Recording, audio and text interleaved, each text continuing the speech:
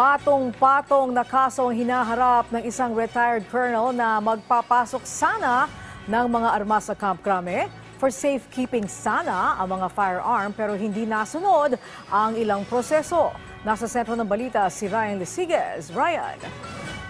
Tama ka dyan, Angelique. Maganda nga sana ang intensyon ng suspect na nakunan ng mga baril na papasok sa Campo Crame. Ang problema, hindi siya sumunod sa proseso. Kaya ang resulta, ikinalaboso siya ng mga otoridad.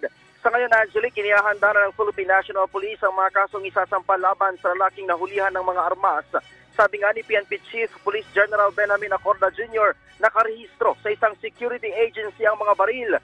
Kasama sa mga nakumpiska ang nasa 11 handgun at 4 na shotgun. Ipapasok sana sa Camp Crame ang mga baril para sa isang safekeeping. Ang problema, walang may pakitang permit to travel at gun ban exemption ng suspect na nagpakilala bilang isang retiradong colonel.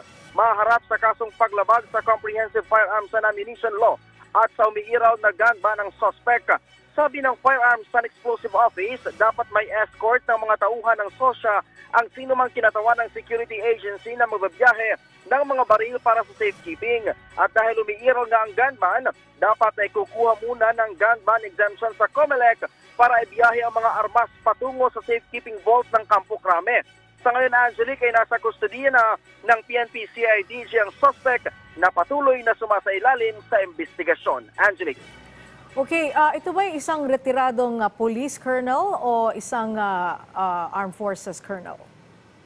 Well, Angelique, base doon sa nakuha nating impormasyon sa PNP, isa siyang retiradong miyembro ng PNP at sinasabing siya din yung nagmamaneho kahapon nang pumasok yung kanyang sasakyan patungo dito sa loob ng Campo Crame. Sinasabi, Angelique, ng PNP na meron namang mga dokumento ang mga baril na yun. Ang problema nga lang dahil may umiiral na gun ban ay hindi nasunod yung tamang proseso ng paglalagay sana ng kanyang mga baril sa safekeeping vault dito sa loob ng Campo Crame. Angelique. Alright, maraming salamat sa iyo, Ryan Lesiges.